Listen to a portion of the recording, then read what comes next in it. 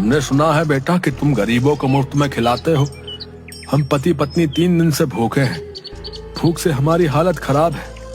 क्या तुम हम दोनों को छोले भटूरे खिला सकते हो? हमारे पास पैसे नहीं है।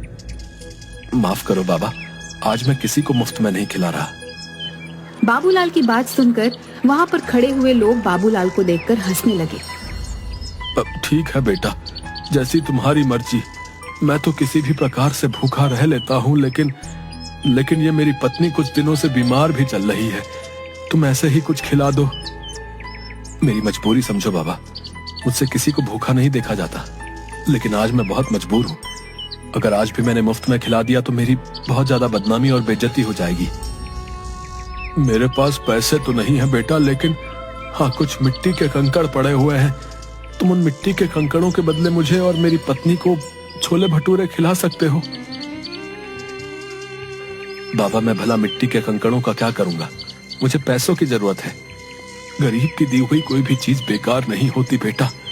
एक ना एक दिन वो काम जरूर आती है। उपहार समझ कर रख लेना। बाबूलाल को उस बुजुर्ग पर बहुत ज्यादा तरस आया। ठीक है बाबा, लाओ उन मिट्टी के कंकड़ों को तो मैं तुम्हारा आशीर्वाद समझ कर रख लेता हूँ। तुम दोनों जितना खा सकते हो उतना खा लो। उस बूढ़े ने एक पोटली बाबूलाल के हाथों में थमा दी। बाबूलाल ने देखा उसमें मिट्टी के कंकड़ रखे हुए थे। बाबूलाल दोनों पति पत्नी के लिए गर्मा गर्म छोले भटूरे बनाने लगा।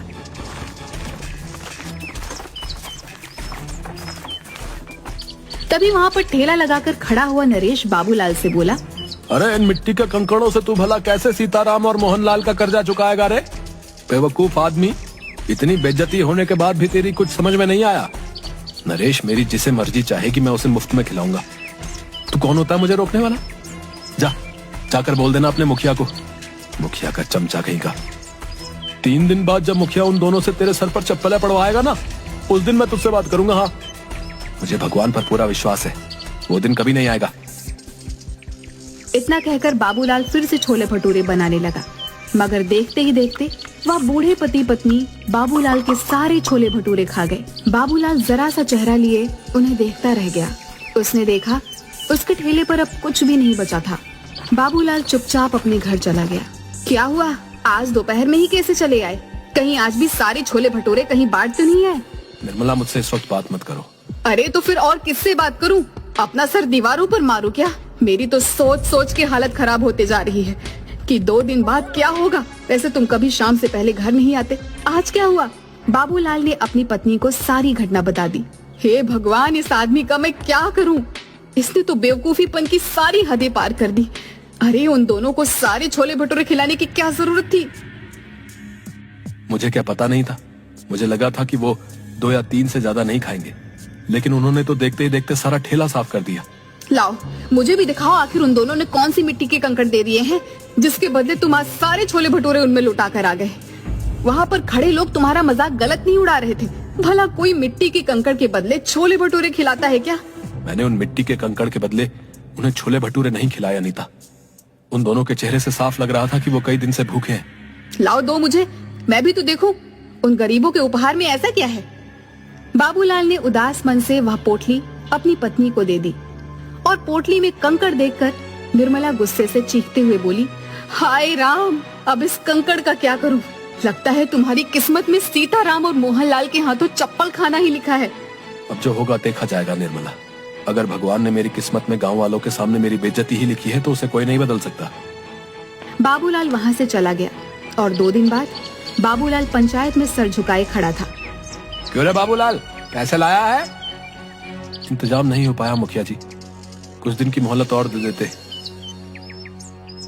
वो तो हम तुझे जरूर देंगे, मगर सीताराम और मोहनलाल के हाथों चप्पल तो खा ले। ऐसा मत कीजिए मुखिया जी, मेरी बेइज्जती हो जाएगी। मैं किसी को मुंह दिखाने के लायक नहीं रहूंगा। क्या हुआ, उस दिन तो बड़ा मुंह चला रहे थे, मार खाने की नौबत आई तो अब इज्जत की दुहाई दे रहे हो? मुखिया सीताराम और मोहनलाल की ओर देखकर बोला, देखते क्या हो, मारो इस दानवीर को चप्पलों से। बड़ा दानवीर बना फिरता है, मक्कार कहीं का। मुखिया की बात सुनकर मोहनलाल और सीताराम बाबूलाल को चप्पलों से मारने ही वाले थे कि तभी वहाँ पर बाबूलाल की पत्नी निर्मला आ गई। खबरदार, जो मेरे पति को किसी ने हाथ भी लगाया। क्यों रे बाबूलाल की पत्नी, तुझे पता नहीं तेरे पति ने दोनों से कर्जा लिया था? तेरी इतनी हिम्मत कि तू मुखिया के आदेश को चुनौती दे? मुखिया की बात सुनकर निर्मला ने मोहनलाल और सीताराम के पैसे मुखिया के मुंह पर मार दिए। ये लो पकड़ो इन दोनों के पैसे, आइंदा मेरे पति के ऊपर आंख उठाकर भी नहीं देखना। तू ये पैसे कहाँ से लेकर आई? तुम्हें इससे मतलब?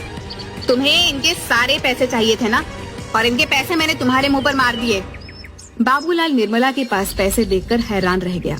बाबूलाल ने आहिस्ता से निर्मला से पूछा, निर्मला तुम ये पैसे कहाँ से लेकर आई? घर चलो मैं तुम्हें सब बताती हूँ। बाबूलाल निर्मला के साथ घर पर आकर बोला, अब बताओ भी निर्मला तुम ये पैसे कहाँ से लेकर आई? आज जब तुम्हें मोहनलाल और सीताराम पकड़कर ले गए थे तो मैं फूट फूट कर रो रही थी। रोते हुए मुझे अचानक गुस्सा आ गया और मैंने गुस्से में वो पोटली बाहर फेंकने के लिए निकाली जिसमें कंकड़ थे। मगर जैसे ही उस पोटली में से कंकड़ फेंके तो उसमें से कंकड़ नहीं बल्कि बेशकीमती हीरे निकले। मैं तुरंत एक हीरा गिरवी रखकर पैसे ले आई और मुखिया के मुंह पर मार दिए। निर्मला की बात सुनकर बाबूलाल हैरान होकर बोला, लेकिन उसमें तो कंकड़ पत्थर थे। मैं भी हैरान रह गई थी। बहुत सोचने के बाद मुझे एहसास हुआ कि शायद वो दोनों बूढ़े पति पत्नी कोई मायावी लोग थे जो तुम्हारी मदद करने आए थे। निर्मला ने इतना कहा ही था कि तभी दरवाजे पर दस्तक हुई। निर्मला उन हीरों को देखने में खोई हुई थी। बाबूलाल ने जाकर दरवाजा खोल दिया। दरवाजे के बाहर वही बूढ़े पति पत्नी थे जो बाबूलाल की ओर देखकर मुस्कुरा रहे थे। आप दोनों कौन हैं? हम दोनों देव हैं। 2 दिन पहले तुम जिस बरगद के पेड़ के नीचे खड़े होकर भगवान से बातें कर रहे थे, हम दोनों तुम्हारी बातें सुन रहे थे। हमें लगा कि तुम्हारी मदद करनी चाहिए। मैं आप दोनों का कैसे शुक्रिया अदा करूं? अगर तुम्हें हमारा शुक्रिया अदा करना है तो एक बात ध्यान रखना, इन हीरो को बेचने के बाद तुम बहुत ज्यादा अमीर हो जाओगे। लेकिन कभी भी गरीबों को खाना खिलाना मत भूलना। चाहे कितनी भी अड़चने आए, चाहे कितनी भी परेशानियां आए, याद रखना भगवान उस व्यक्ति को बहुत ज्यादा पसंद करता है जिसके दिल में दूसरों के लिए दर्द होता है। इतना कहकर वो दोनों बूढ़े पति पत्नी वहां से गायब हो गए। उस दिन के बाद बाबूलाल देखते ही देखते बेहद अमीर हो गया। लेकिन वो आज भी गरीबों को मुफ्त में छोले भटूरे खिलाता है।